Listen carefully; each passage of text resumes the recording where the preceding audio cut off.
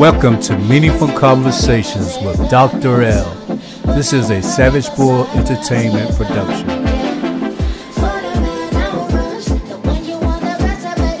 Actually, it's the way it is. Welcome to another edition of Meaningful Conversations with Dr. L. Thank you all again for tuning in every Thursday night at 9 o'clock. We've got some loyal and faithful fans. I know who you are, and followers, I know who you are, and I just want to say thank you. Keep spreading the word. We are building something beautiful, something important, because we aren't talking about garbage. We aren't talking about things that keep us down and things that don't lift us to higher ground, but we are having meaningful conversations on this radio show and podcast. And I am just so grateful to be in this chair and in this spot every Thursday night at 9 o'clock. Now, I'm like y'all, because I do work a 9 to 5 and it's a sacrifice, but it's a good sacrifice. And I do believe that God is like blessing us to send out really valuable information, high vibes and frequencies into the atmosphere, into our environment to sort of counter all the negative things that are going on. So thank you for being a part of this meaningful conversation. And look, I have to tell y'all, I have been just so excited about tonight. And I know I say that about all of my guests, and truly I am. Every Thursday, I am excited that whole week, preparing for the Thursday show, because all of our guests on Meaningful Conversations are picked out intentionally. They are chosen intentionally, not because I agree with all of them, not because, I'm of the same political party or faith and all of that, none of that. And as you've seen, right? But because I believe that they have something meaningful to contribute to our discussions about social and political issues. And so tonight, man, oh my goodness, you talk about how when it's the right time for something to happen, God will have it happen, effortlessly. And that's how tonight's guest came about. I'm a huge fan of his work, a relatively new fan. Just started following him a while back. I heard him on PBS on Amanpour and Company, and I was like, oh my gosh, this guy is really, really an important voice that we need to hear, not just in the United States, but across the globe.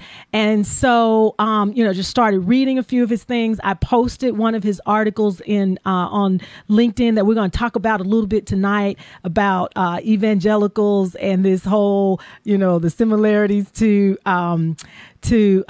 snake oil salesmen. And I used to say that all the time. Y'all know I used to say that. And I want to say we are a relatively new show, right? Because we started back in March.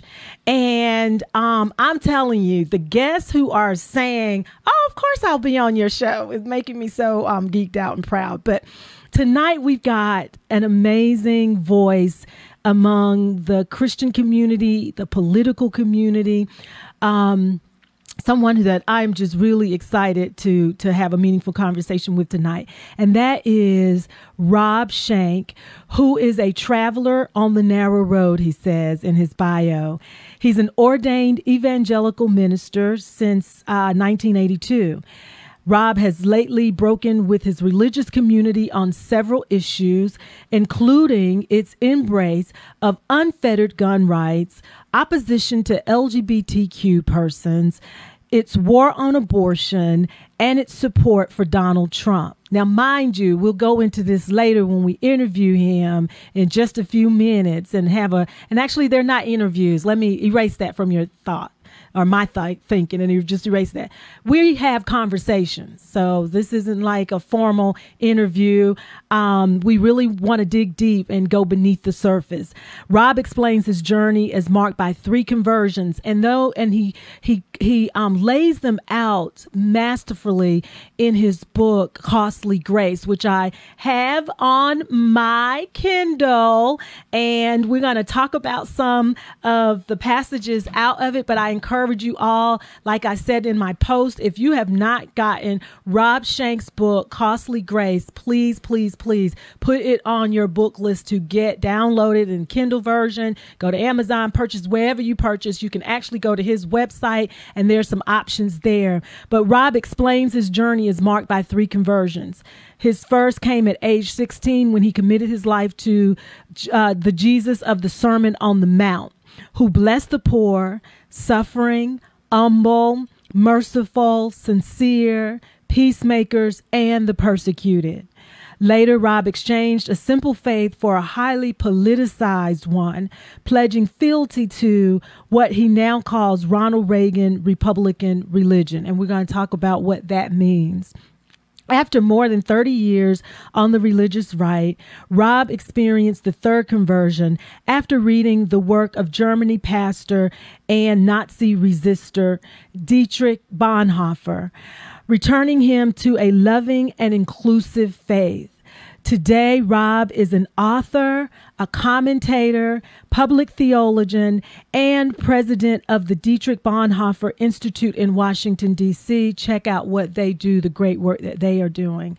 His additional ministerial duties include serving as administrative bishop to the Old Line Methodist Evangelical Church and as an executive advisor to the Secretary General of the World Evangelical Alliance. Rob holds a BA in religion, master's in Christian ministry. I'll go on and on. He has a doctorate in church and state. He is married to 43 years to a sweet high school sweetheart. I always love those stories. Cheryl, who is a psychotherapist in private practice. And isn't that just, I'm telling you, the way the stars lined up for him to be on our show tonight, because many of you know that my 9 to 5 and many hours beyond that is dedicated to mental health and substance use. I am as the in that working in that space here in North Carolina and encouraging and educating people abroad beyond North Carolina. They have 2 adult children and a son-in-law and lots of siblings and nieces and nephews whom they love and enjoy immensely. But before we bring him on live on this mic and on air and on our Facebook Live, I want to first sort of set the tone, the context, not the tone, but the context for some of the things that have been going on in the evangelical space that has caused many of us who are proud Christians to just, cringe. And what caused him to go through that last conversion and land him to where he is in his faith today. So I want to play a clip of a pastor, Greg Locke, and a message or part of a message he delivered to his congregation in Tennessee. So let's listen to that to set the context in terms of why it's important to have this kind of meaningful conversation today. Stop it! Don't believe this Delta variant nonsense. You start showing up all these masks and all this nonsense, I will ask you to leave. I am not playing these Democrat games up in this church. Greg Locke, he is declaring to anyone in his congregation who shows up to church wearing a mask, he's going to kick them out. Dead ass. Let's take a look at the clip. Don't believe this Delta variant nonsense. Stop it! Stop it. I know right-wing watching. I don't care. If they go through round 2 and you start showing up all these masks and all this nonsense, I'll ask you to leave. I will ask you to leave. I am not playing these Democrat games up in this church. If you want a social distance, go to First Baptist Church, but don't come to this one. I'm done with it. I said I'm done with it. I ain't playing these stupid games. Wow. So let's bring our special guest on tonight, Rob Schenck. Welcome to Meaningful Conversations. It is just an honor. Thank you for accepting the invitation. We're honored to have you here. So before we get into the questions, tell us a little bit about who Rob Schenck is. I read your bio, but I always ask this of our guests. It's the first question to sort of introduce our listening audience to you for those who do not know you. Tell us, who is Rob Schenck? Where you come from? Tell us a little bit about who you are. Well, you read the formal biography, dear Dr. L, and we're in a mutual admiration society here because I did my due diligence when I received the honor of your invitation, and I looked you up and I said, this is the kind of soul I like to keep company with. So thank you. It's an honor. It's my honor to be with you in this conversation. When people ask me, who are you these days? Yeah. I used to have a way I answered that for decades. I said, I'm a minister. I had an organization in Washington, D.C. I engage with top elected and appointed officials in all three branches of government. I even had a little swagger, and I would say stuff like my headquarters is right across the street from the Supreme Court, a block from the Capitol, and 10 minutes from the White House. Oh, wow. I don't say that anymore. What I like to say is I'm a lover. I hope first a lover of God, a lover of my family, and a lover of humanity. And I try to love better and deeper and longer than I have in the past. Yeah.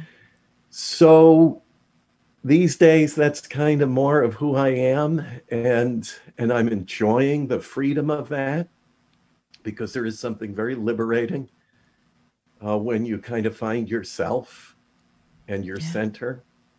And you don't define yourself any longer by externals, by what's happening outside of you, the role you play, the way people react to you. So I'm kind of a liberated lover, if you will. Yeah. And that's what I like to say. These days, I do spend a lot of time, as you mentioned, reading,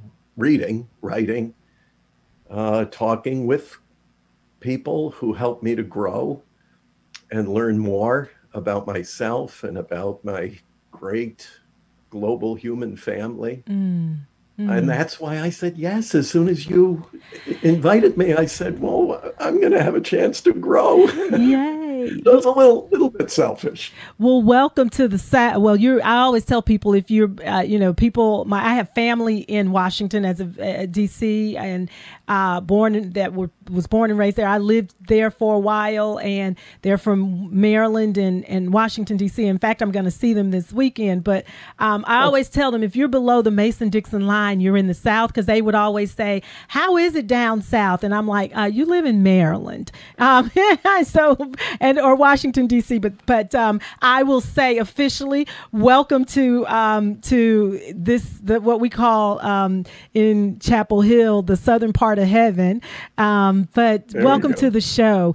Let's start because, in researching you, and like I said, I was first introduced to you, turned on to you, inspired by you.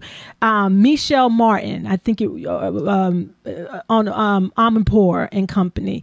Yes. You did a really compelling and provocative interview, provocative in a good way that made me think, because I got to tell you, that other president we had, he had me like, just thinking, how in the world can people who profess to be Christians align themselves with someone who is at the total opposite end of the spectrum in terms of their behavior and what they profess than Jesus? And so when I heard you, I was like, wow, this is the voice we need to hear from.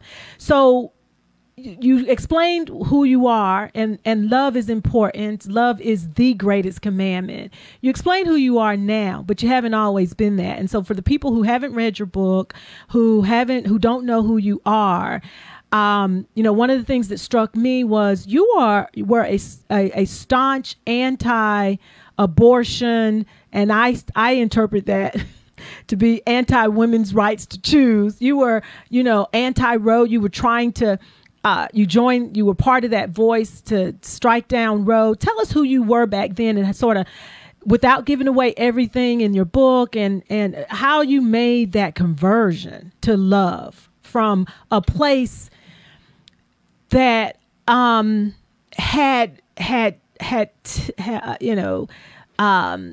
characteristics of being anti-love, I can't speak now, to love, right? That was the antithesis of love. And that's just how I would describe it. Yes, I spent almost 3 decades as an activist on the religious right. And it started with what I thought of back in the late 80s as pro-life.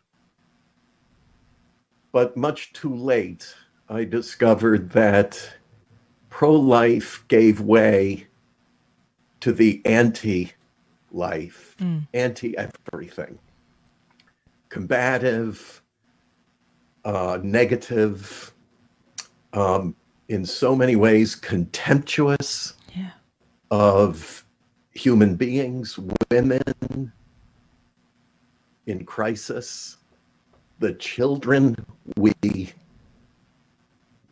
at least verbally celebrated, yet did nearly nothing to assist. That's right. After birth, even before, there was a lot of imaginary work. Woman in crisis pregnancy, come to us, we will take care of everything. Well, maybe you can do that for 1 or 2. Right. But you can't do it for everybody. You can't even do it for close to the majority of individuals and of children. And of course, at the same time that we were advocating for restrictions on abortion, we were also part of a conservative political coalition that fought every endeavor to support women and children. That's right. So we were talking out of 2 sides of our mouths. Yep. We were contradicting ourselves. Yeah. If not in our words, then certainly in our actions. And we know what the Bible says. Actions count much more than words. That's right. You can say whatever you want. And for me, that was a slow seduction, because when I first got involved in that movement, we did not only talk about, but we did a lot for individuals who were in desperate straits. In fact, my ministry began when I moved into a residential home for recovering heroin addicts. I lived with heroin addicts. Wow. For the first 5 years of my ministry, and I loved it. I fell in love with those men. They were all men that I was living with, and they taught me a great deal, and I learned from them. Then later, I would go to Mexico, where I worked building clinics and schools for children who lived in, we called them los basureros, the places of trash. These were some of the poorest people in this hemisphere on the globe, and they were indentured servants. They were in bondage to a form of slavery. And we spirited them out of those situations, and we took care of them. And that was my formation in ministry. It's the reason why way late in life I confessed to actually voting for a Democrat for president, which was highly controversial. And I admitted I voted for Jimmy Carter back in 1976. That's right. And then 40 years later, yes, right. And I wouldn't tell anyone that for 3 decades, because it was anathema in my community.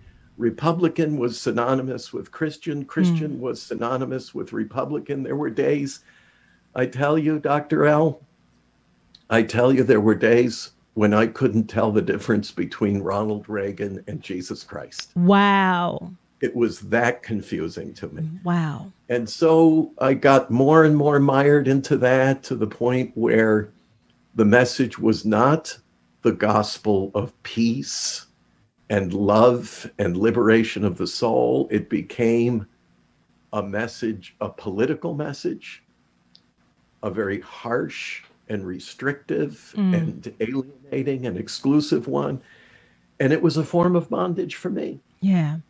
I want to say, when you were speaking about children, a friend of mine used to sum it up this way, that, you know, the far right evangelicals don't want children, women to have abortions, but then, so he says they want every children to live, but then when they live, they starve them to death, or they, you know, deny them the basic rights to that affords them a decent quality of life. And so that contradiction is very clear and apparent, and it's very clear and apparent to women who advocate for the right for a woman to choose.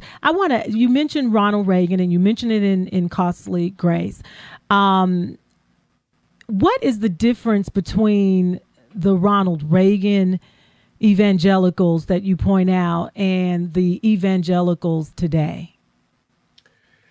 Well, I would say one significant, there are many, many differences. Yeah, what are the significant ones? But the really significant difference is that during those days, and I think Ronald Reagan even exhibited this, there was a congeniality, a conviviality, a mutual respect. Maybe you disagree with me, I may disagree with you adamantly, but I will always treat you with civility, with respect. I will listen to your position, and I will, using the old classical definition of argue, I will argue with you as a respectful opponent. Mm-hmm. There was that kind of culture around it. So we would sit with, even I recall many face-to-face sit-downs with pro-choice activists, mm-hmm. and we would engage congenially and even find areas of commonality, things we each cared about, and so on. That deteriorated over time and became more and more what I call pugilistic. We were all looking for an opportunity to beat down our opposition. Yeah. To insult, denigrate, even threaten. Right. And now that has reached an all-time low, a nadir. Absolutely. Absolutely. Because Donald Trump unleashed not just contempt, but actual menace against anyone who disagreed with him at any moment of the day. But he's done it all, you know, the evangelicals, which is why, again, I wanted to have this conversation with you tonight, have been complicit in creating Completely. him. Right. The hubris and the gall that was demonstrated when he held up that Bible and walked across the street. This is during the protest in D.C. and he goes and he holds up that Bible in front of that church. What was he doing? What message was he sending to the evangelicals when he did that? Because to many of us, I was really offended that he would use God's word in such a to me it seemed very sinister way. What was the significance of that? Was that just him being himself? By this time, people had seen how much of, all of his foolishness. I'm trying very hard not to, I don't want to call him names, but the actions, so people were by this time used to it.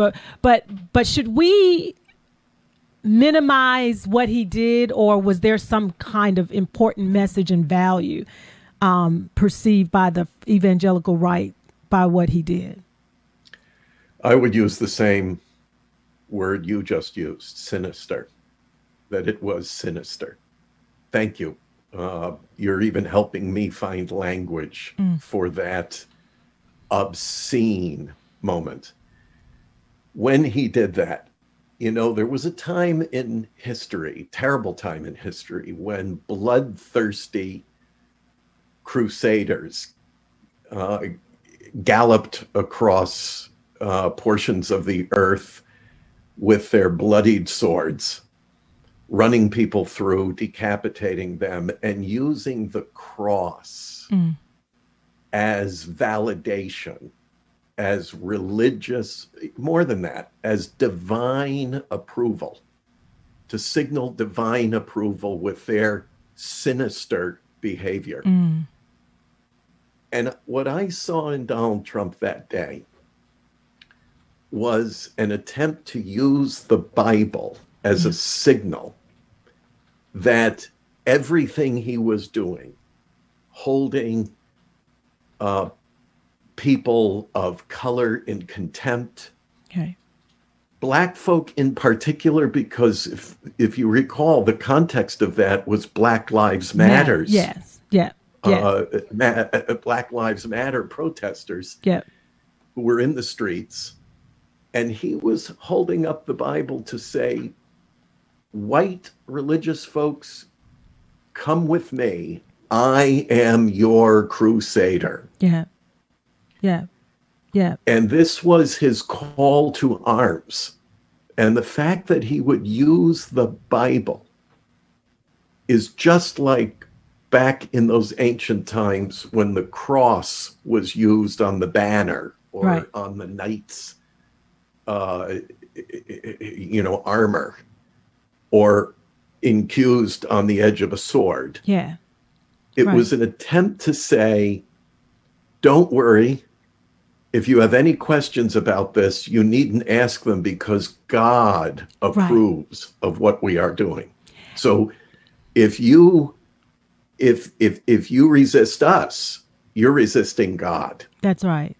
And do you think his why is he not offensive to the so-called demagogues and not so-called, to the demagogues and the so-called faith authorities of today, evangelical authorities, certain leaders of certain Bible colleges, let me say that, that he went and gave a speech to early in his campaigning, that stood behind him, that created quite a ruckus.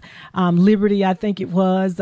Why are, the Franklin Grahams, the people who, on the one hand, folk would think should know better, but then if you look deep into the history of the way in which they practice their faith, in a lot of ways he was the mouthpiece they needed, right, to say, I felt, to say things that they could not say, but that they endorsed. Why do you think? Well, what's up with that? What's up with the leaders? The great authoritarian voice, or voices of authority in the Christian faith, that a lot of white evangelicals in particular, and Black, because in some places, counties, rural counties, people are still tethered to their television, watching television evangelists, and so we see a lot of this still. What's that all about? Well, interesting that I know why you adjusted your language there, but I'd say the truth was said first when you said authoritarian, because there is a proclivity towards that, particularly in white evangelicalism. I've seen it in churches of color too, but in white evangelicalism, we kind of set up a sort of authoritarian system where the pastor, for example, has the first word and the last word. And you don't touch, usually the man of God. There are exceptions to that, but generally speaking, it's the man of God. That's right. And, you dare not question in any way. And so there's a structure for that already in place. And you alluded to a certain former president of a university called Liberty.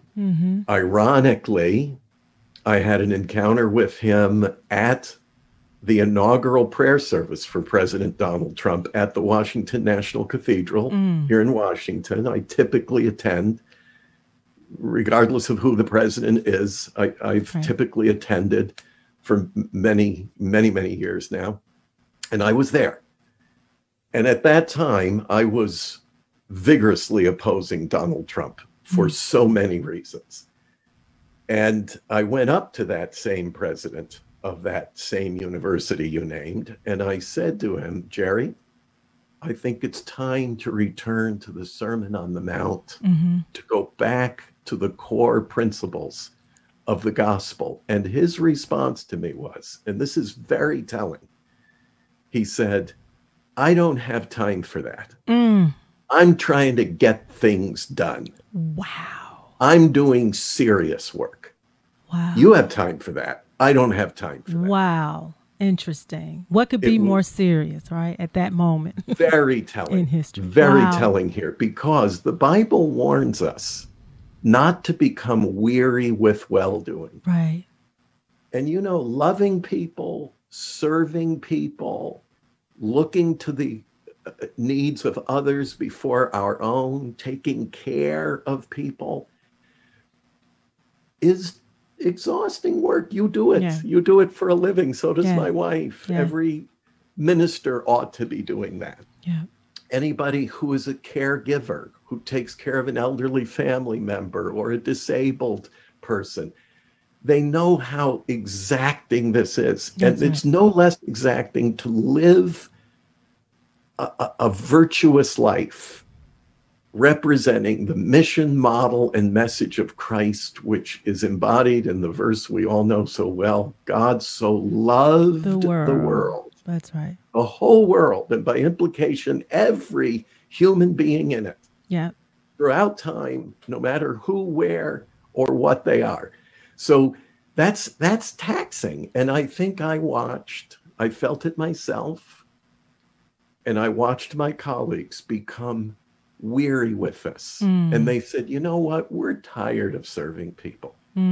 We're tired of How can they be tired? How can they be tired? Because many of them have made millions of dollars pretending to I'm going to say, putting on such a good show.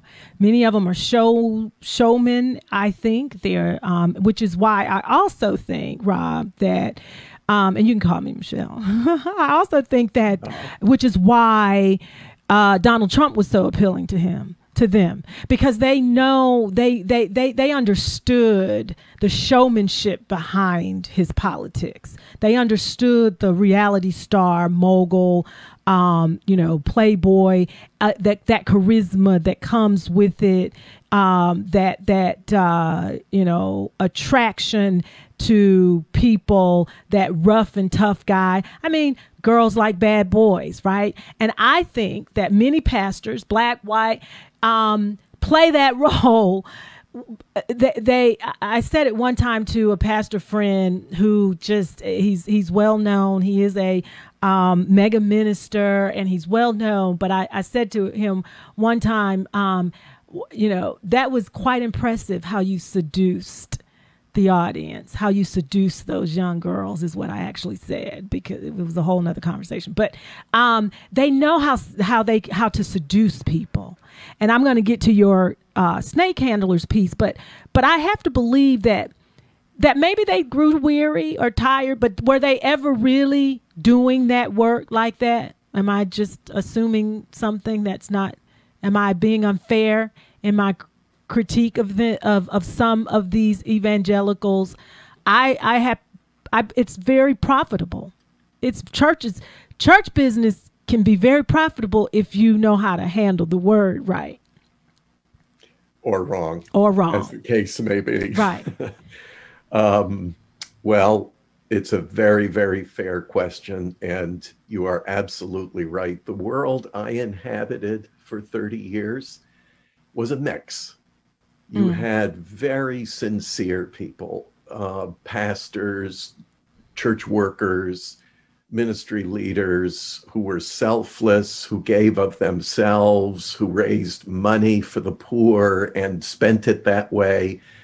And some who were near penniless themselves. They were there. They were definitely there, but they weren't the celebrities. And I think it's inherent. It's an inherent problem. You know, there's a symbiosis here. There's a kind of give and take, in the sense that, you know, you were playing some great music there at the beginning of the program. I like your repertoire. And there's another song I like. Who did it? You know, some people will abuse you. Some people like to be abused. Some people will use you. Yeah. Some people like to be used. Yeah. And there's a symbiotic relationship. We'll play that on going out. Yeah, there we go. I can't remember who did it. Well, my producer's really good. He's here, right here in front. He'll get it. His name is Steve. He'll get it. It's a really, really thought-provoking, I think very insightful lyrics. Yeah. Because there are people who call this out. Yeah. Of their celebrities. Yeah. They kind of want it. Yeah. I'm sorry to say, in many ways, I feel that I helped build the ramp that Donald Trump took into the front door of the White House. Right. I live with great regret about that. I now dedicate my life to dismantling that ramp so that he or anyone like him can never take that ramp into that door again.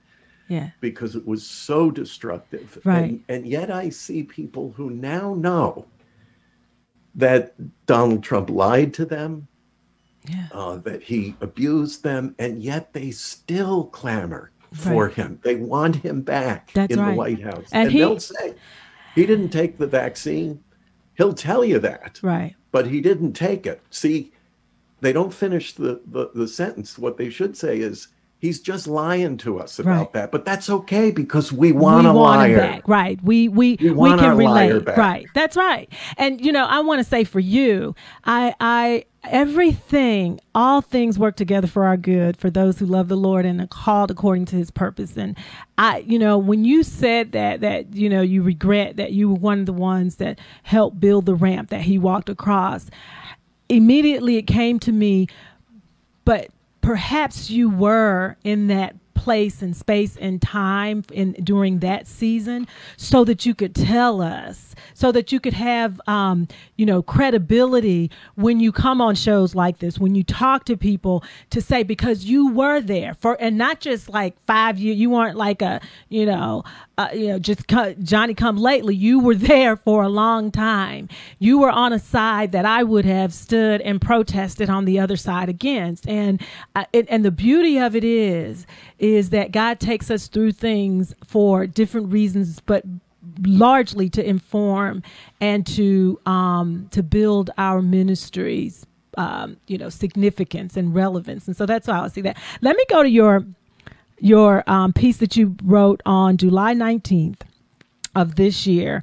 White American evangelicals are the new snake handlers, only more dangerous. I'm going to read some of this, not all of it. I did post it on multiple social media platforms of mine. Encourage people to go to your webpage and pull this up, because, man, I had to sit with this for a while, because I almost feel like this needs to be framed and hung in like the Library of Congress, hung in the Capitol building, hung in the White House, hung all throughout where any and everybody is coming to these days to protest or to make statements. But you write, vaccine hesitant evangelicals are the new snake handlers of our day.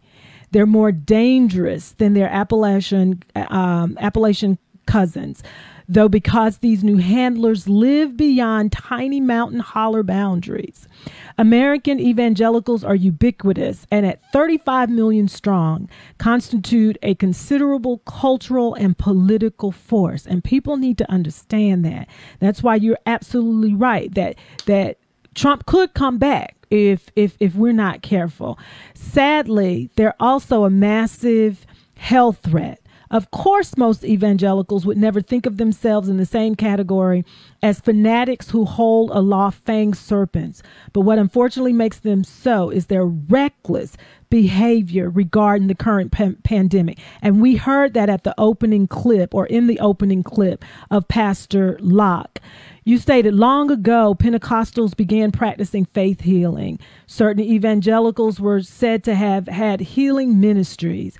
These ministries would lay their hands on the sick. I grew up in a Pentecostal church, United Holy, often anoint them with oil, sometimes dramatically demand illnesses to leave bodies and assertively declare supplicants to be made whole in the name of Jesus.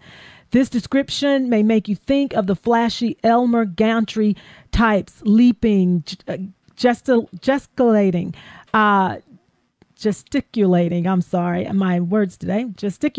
wildly, blowing on people until they fall backward under the power of the Spirit. If this is what you envision, you're not entirely wrong. There were and still are plenty of show people on the healing circuit, but these practices have always been chiefly subtler than that. Notwithstanding one having better decorum than the other, both have the same effect when it comes to repairing our bodies and protection from disease. Man-made medicine, in quotes, is seen as grossly inferior to, if not inimical to, trusting the Lord. In this context, opting for a vaccine over prayer can be seen as a lack of faith. You can have what seems like a good reason not to seek medicinal cures over supernatural ones when, as often happens, you take particular Bible verses out of context, such as Romans 14:23, whatever is not from the faith is sin. And you go on and on. This piece is so well written. I mean, and not to mention the picture that scared me, that's scary to look at with the man holding the snake. But you said, fellow believers, by not getting vaccinated, evangelicals become the new snake handlers, daring the dangerous virus to bite them, insisting if it does, they have faith sufficient to defeat the disease. All the while, though, they are not only placing themselves at risk, but their fellow believers and loved ones, and you go on and on. Talk us through this, because this is so important. Reverend Locke is not the only one, that there are others, many others, as you write. And what do we need to know about how they're handling the word to support the anti-vax and anti-mask? And what do we need to do to counter that from being so destructive? And destructive it is, my dear sister, because just literally this afternoon at 4 p.m., I was meeting with my colleague in my office in Washington, D.C., and I had been watching my texts on my phone carefully for the last 48 hours because a colleague, fellow minister, someone I've known for going on 40 years, a family I love deeply and with whom I have ministered and worked really throughout my entire adult ministry career. And he bought into this separation from reality, really a divorce from reality. And, was possessed of this notion that, to get vaccinated is to cooperate with some kind of conspiracy to dominate and control, and that this was just a liberal device, a political trick, and he wasn't going to have any part of that. And so neither he nor his family would get the vaccine. When he contracted COVID, the family, he was desperately ill at home. They would not even take him to the hospital because they said that would be to give into this thing. And you can't do that because it's the antithesis of faith, and you got to trust God above anything else. And at 4:00, I received the text that he had died. I am so sorry. My condolences. It was so painful. Oh, my goodness. Because not only, there were so many reasons that I identified with this brother as I know him, and with the family around him. Right. But, you know, to think this was entirely unnecessary. Maybe he would have contracted it anyway, but he very likely would not have suffered to the extent that he did, nor die. And this is now the 4th colleague, friend, fellow minister who's been taken by this disease. And all 4 of them, I'm just going to say it, arrogantly thought they were not susceptible because they had greater faith than somebody else. Snake handler magic, right? Yes. Yeah. It's a deception. Yeah. Right. It's a separation from reality. You know, this, you mentioned that I'm actually the founding president of the Dietrich Bonhoeffer Institute. Some people will have heard his name. Yes. He was a young, brilliant, brave pastor in World War II era Germany. Yep. Went up against Adolf Hitler's massive, and let's remember what it was, racist regime. Yeah.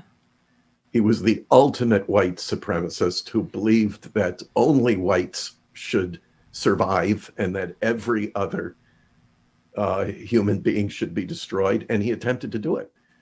And this young pastor went up against Adolf Hitler, would be executed, hanged for it, but not before leaving us a wonderful body of literature on ethics and moral philosophy, in which he argues that the greatest weakness of the Christian is our propensity for taking what he called flights of fancy into imaginary worlds. Wow. Where everything is fine. You know, God takes care of everything. Faith cures everything. I just have to trust the Lord, pray harder, read the Bible more, live right, and everything will be good, and everybody will do what's right, and we'll take care of each other, and don't you worry. And he said, this is not the real world. That's and that the gospel is meant to work in the real world, not in a fantasy world, but in the real world where people really suffer. That's and where human beings face enormous challenges, and where we need each other, and we must give ourselves to one another. That's right. And you know what? This is the things. You know what? I'm sorry to jump in. I just want to say, as you were talking about that message in and of itself, it resonated with me how African Americans, you know, slaves, and then you learn, you know, I grew up believing some and taking some of those flights of fancy and believing that, you know, our life here on this earth might be hard, but by and by over in the great yonder, we gonna be all right. So we don't need to protest. We don't need to challenge, you know, racist systems and structural inequities and inequality. We just need to pray harder and we're gonna be okay. And that is where I think when Karl Marx said that religion is the opium of the people, that's where that opioid effect comes in at, I think. Wow, that is a profound observation, and I think it's just what the brilliant Bonhoeffer was getting at. Yeah. And what it ends up doing maybe we have to understand that some people resort to it out of a kind of survival instinct. It's the only thing they can do to survive psychologically, maybe even physically. Right. But there's a real downside to that. And first, it excuses me from my moral obligations to the other. And it perpetuates suffering because it doesn't fix anything for anybody. Right. It makes me feel better about my own situation, and I'm going to be okay, and I'll get to that by and by and to that other side. But it doesn't do anything to help another who is going to suffer. So we have to grapple with these realities. They are not easy. They are not simple. They demand a lot of us. But this is remember what God said through the prophet Isaiah, come, let us reason together. That's right. Says, don't take, that's right. Don't take leave of your faculties of reason and intellect and common sense and analysis and observation and process and conclusion. These are all things that God designed us for, gave us these faculties of reason where we can observe and process data and come to informed conclusions. This, to me, this is a form of worship because it's using the best of what God has given to us. And this goes right to the vaccine. Yes. Because in the white evangelical community, I will hear my colleagues, many fellow believers, if you will come out and welcome to Meaningful Conversations with Dr. L. This is a Savage Bull Entertainment production.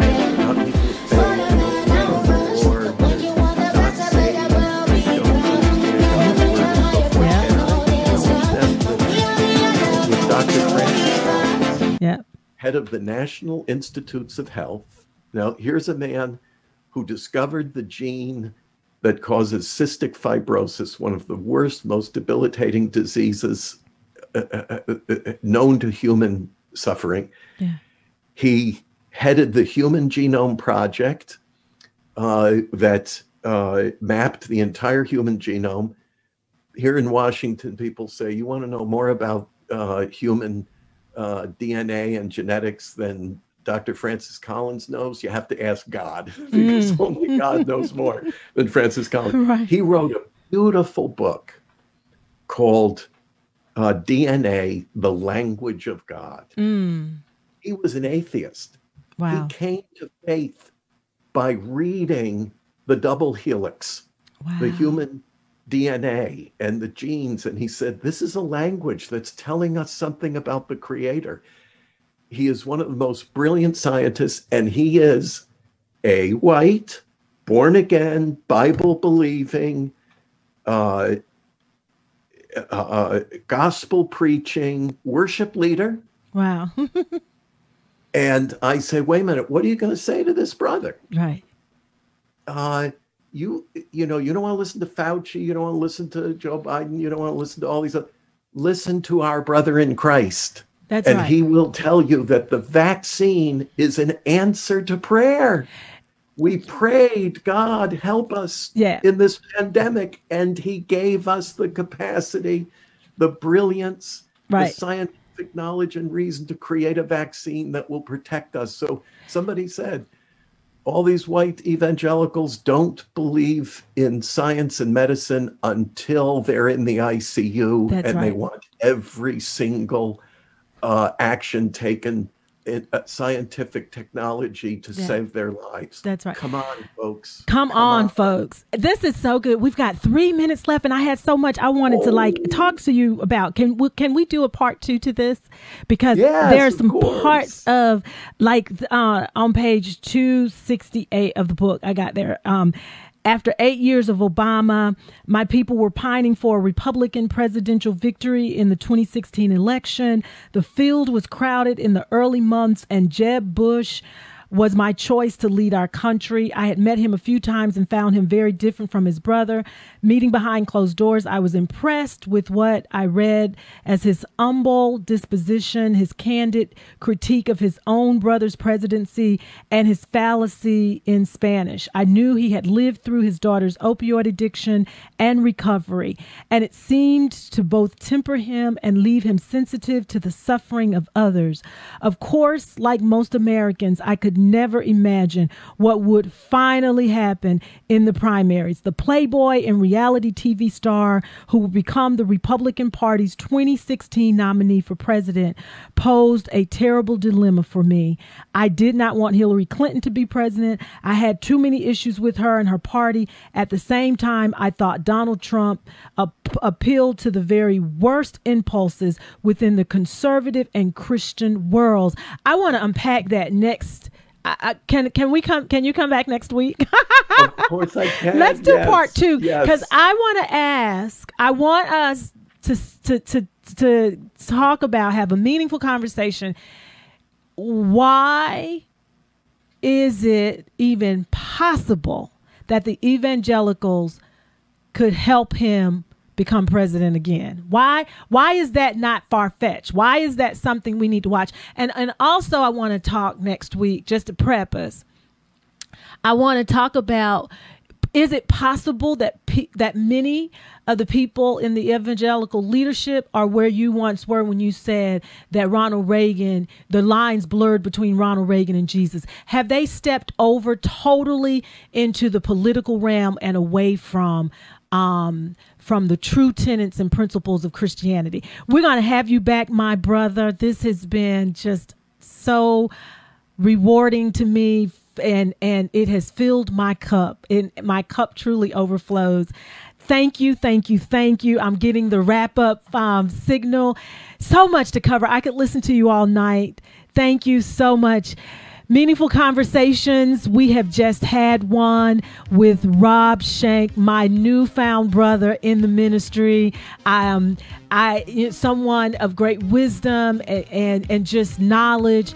And all that get understanding. And he has helped us get a little bit of that today. There's still so much more.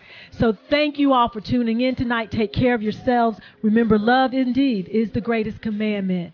Let's love one another and move our country to higher ground. Peace and blessings. Stay safe. Get vaccinated if you have not.